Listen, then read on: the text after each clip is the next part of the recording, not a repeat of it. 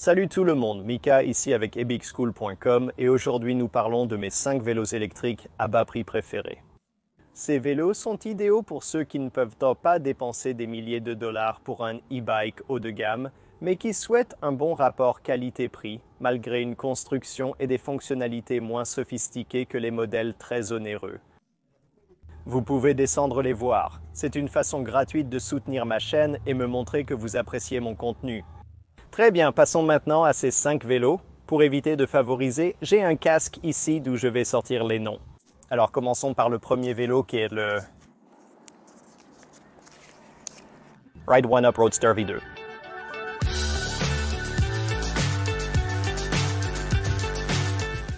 C'est le Ride One Up Roadster 5.2 et c'est peut-être l'un de mes e-bikes préférés, malgré le fait qu'il soit un e-bike plutôt simple. Maintenant, ce n'est pas super performant. Il a un moteur de 350 watts à l'arrière, 500 watts en crête, mais il a aussi quelques caractéristiques intéressantes. Le plus intéressant est la courroie de transmission en carbone Gates. Cela en fait un vélo à vitesse unique, mais c'est un joli vélo électrique léger de 33 livres et il atteint une vitesse assez rapide. Il atteint environ 24 à 25 miles par heure, c'est donc un vélo électrique de classe 3. Maintenant, celui-ci n'a pas de manette des gaz, mais Ride 1 Up a sorti une mise à jour du vélo qui a une option de manette des gaz, donc vous pouvez ajouter une manette des gaz si vous le souhaitez. La batterie est un peu petite. C'est une 3657A à environ 252 watts. Je préfère la version sans accélérateur, car avec, on est tenté de l'utiliser, ce qui épuise la batterie plus vite. Mais c'est pratique d'en avoir une si on est fatigué après une sortie sportive et qu'on veut un coup de pouce pour rentrer. Comme mentionné, ce vélo est extrêmement léger et épuré.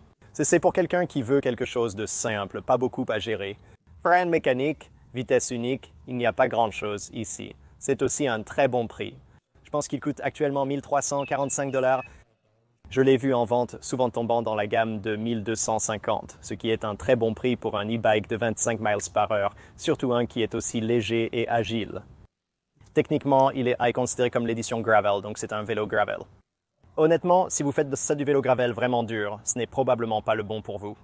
Il n'est pas conçu pour, vous savez, résister à certaines des rigueurs du vélo gravel vraiment sérieux, le genre de choses que les gens utilisent sur des e-bikes gravel de 3, 4 ou 5 000 $, mais il est excellent pour la conduite en ville et quelques jolis sentiers légers hors route, et c'est essentiellement ce que je l'utilise pour. Quand je veux un vélo super léger, super facile pour rouler soit en ville, soit sur les sentiers, c'est celui que je prends. Pour ceux qui n'apprécient pas les e-bikes universels, celui-ci est disponible en 2 tailles, augmentant les chances de trouver la taille idéale. Le seul bémol que j'aimerais voir amélioré est le capteur de cadence pour l'assistance au pédalage. Un capteur de couple aurait été idéal pour améliorer l'expérience, mais difficile de se plaindre vu tout ce qu'on obtient à ce prix. Il existe de meilleurs vélos électriques Ride One Up là-bas, mais à ce prix, j'adore ce vélo pour une balade si simple, légère et amusante. D'accord, le prochain vélo sur la liste est l'Aventon Solterra, je l'ai juste ici.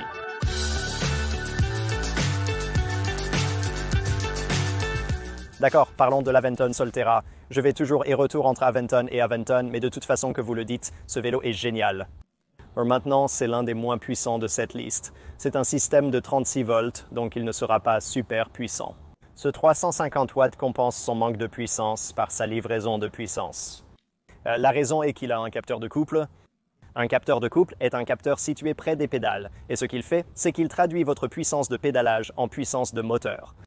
Un capteur de couple détecte non seulement si vous pédalez, mais aussi la force avec laquelle vous pédalez, contrairement aux méthodes moins chères qui sont généralement un simple capteur de cadence détectant si vous pédalez et vous donnant toute cette puissance. Plus vous pédalez fort, plus il facilite la puissance. C'est beaucoup plus intuitif et naturel, rendant le vélo bien plus amusant à conduire. Ça fonctionne tout simplement mieux, selon moi. Ce n'est pas une poussée de puissance, mais une quantité très confortable. Un autre avantage est sa puissance instantanée, contrairement à un capteur de cadence qui nécessite une attente.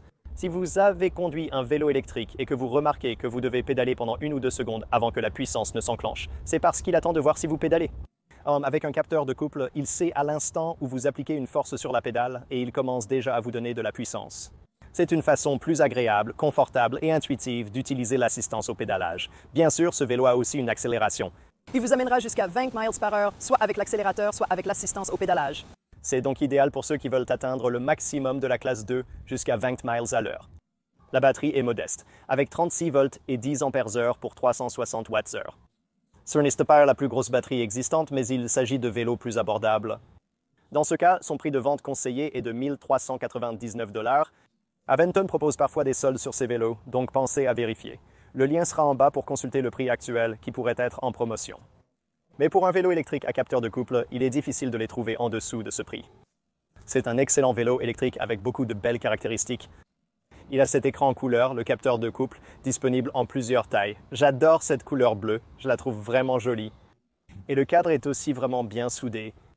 Il n'y a pas d'autre vélo sur cette liste qui peut rivaliser avec Aventon en ce qui concerne cette soudure de cadre.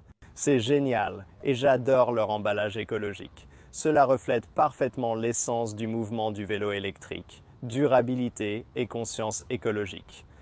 À 1 399 $, il est un peu plus cher que plusieurs des autres vélos de cette liste, mais parce qu'il a ce capteur de couple et qu'il roule si magnifiquement, si agréablement et se sent comme un vélo léger, agile et facile à conduire, il fait définitivement partie de ma liste.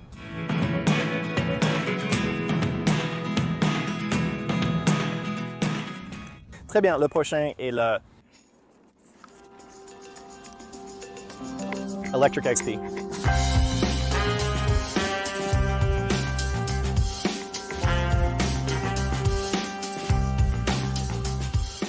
J'ai longtemps décrit l'Electric XP comme le vélo électrique offrant le meilleur rapport qualité-prix sur l'ensemble du marché américain et je le pense toujours.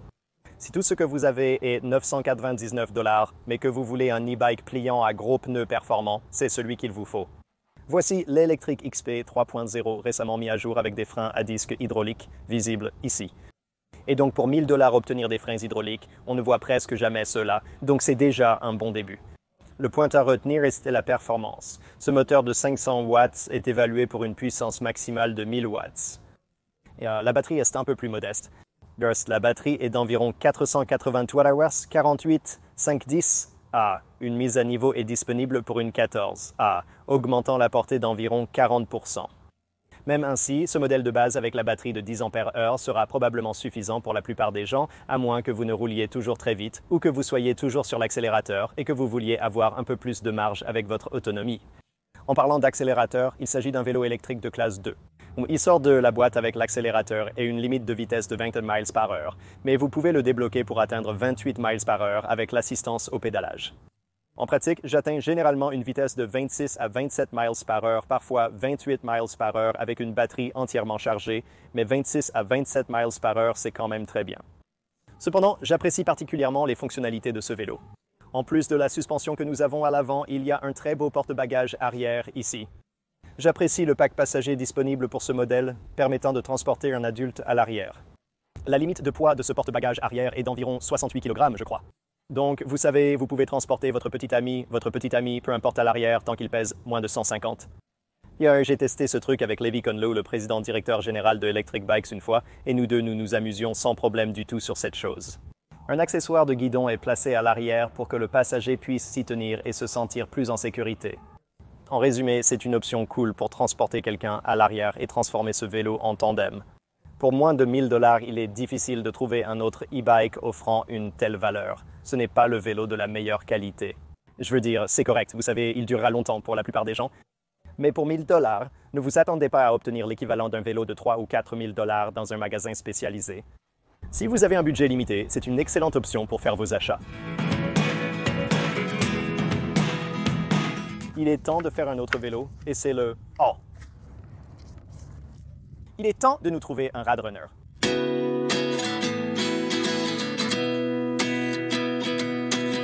C'est le Rad Runner 2. C'est quelque chose de l'e-bike utilitaire original.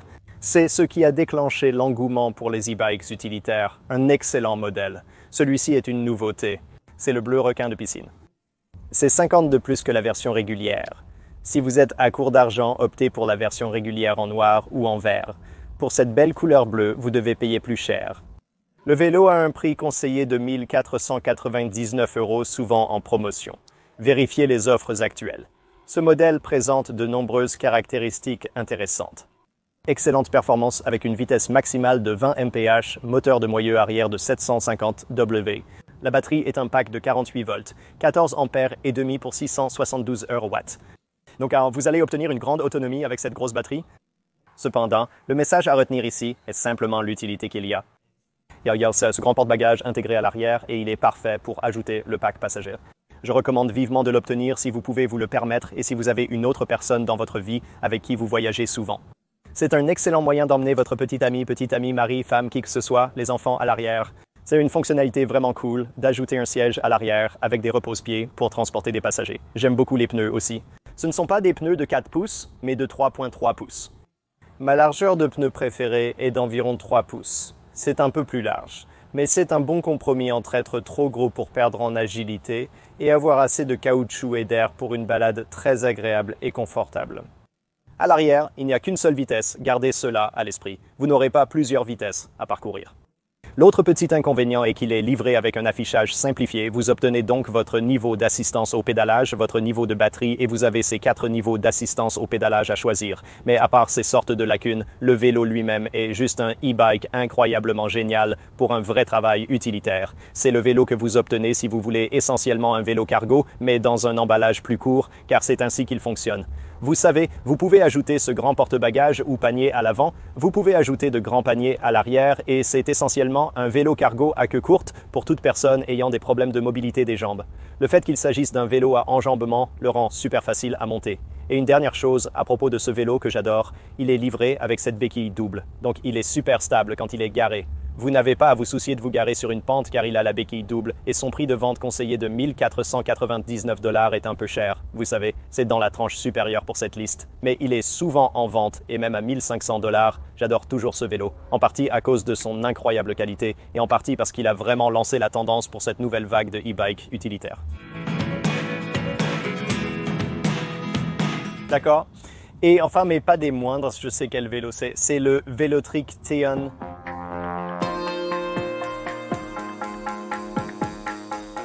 C'est le Velotric T1, anciennement le Velotric Thunder 1.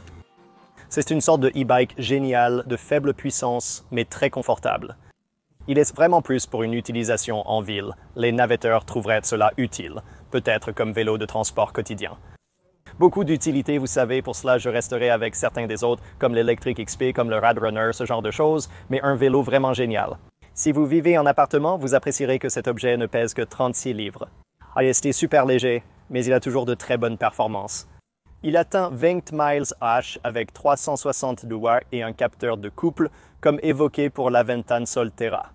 Donc, il est assez similaire en spécification à ce vélo. Cependant, si vous voulez aller plus vite, vous pouvez le débloquer jusqu'à 25 miles par heure. Ce modèle n'a pas de manette des gaz, contrairement au Solterra. Il s'agira donc uniquement d'un vélo à assistance par pédalage. Grâce à son capteur de couple, il offre une assistance au pédalage très agréable, confortable et intuitive.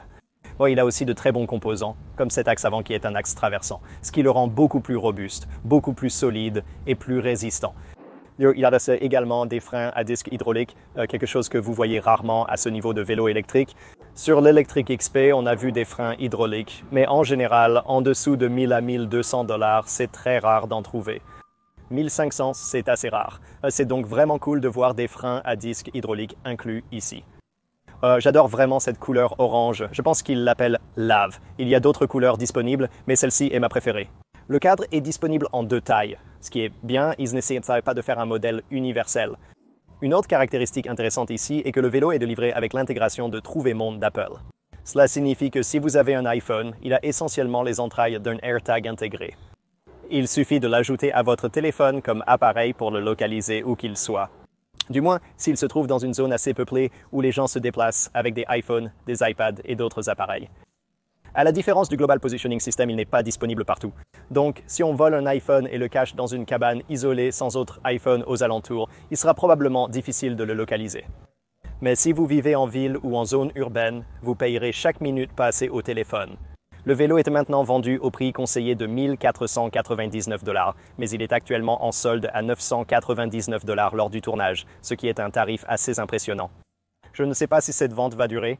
Vous pouvez cliquer sur le lien en description pour découvrir le prix de vente actuel, mais peu importe celui-ci, je peux vous assurer que ce vélo est vraiment impressionnant. J'adore rouler avec celui-ci et je l'utilise comme mon vélo électrique personnel pour mes déplacements en ville.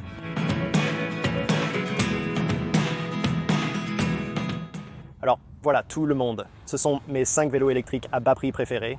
Ce sont des vélos de bonne qualité, que je conduis moi-même et que j'apprécie vraiment, sans pour autant coûter une fortune. Comme vous l'avez vu, ils sont tous à moins de 1400 $ environ, donc ils sont dans la fourchette de prix inférieure. Il existe de nombreux e-bikes moins chers, à partir de 500 $ sur Amazon, mais je ne les recommande généralement pas en raison de leur mauvaise qualité. Ouais, ils sont souvent vus comme des e-bikes jetables car leur durée de vie est très limitée. Si vous obtenez une demi-année à 1 an de certains de ces e-bikes, c'est en fait assez bien.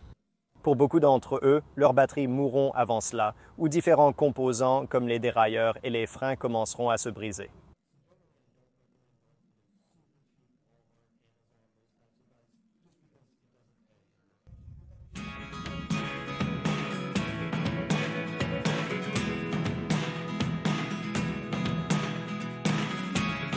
Je ne sais jamais vraiment ce qui se passe.